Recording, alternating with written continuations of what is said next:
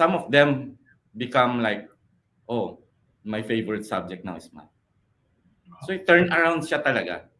So knowing na nagkakaroon ng mga ganitong resulta with the students, it's also fulfillment for us. Kasi that means what we're doing is right. Di ba? Natutulungan talaga natin mga bata. Yun. And yung isa pang gustong-gusto ko namin sa program na to, that's why we use it for our children, is yung Christian values, biblical teaching. Hindi na siya isang subject pa. It's embedded to the program. So example, even math, it's about numbers.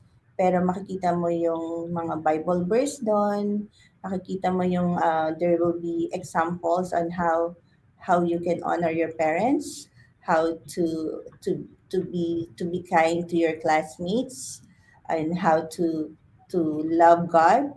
So how to pray. So hindi siya hindi na siya sineseparate, but it's the lifestyle of knowing God through academics. So we know na even though sa mga ganong maliliit na verses, it plants seeds sa heart ng mga bata.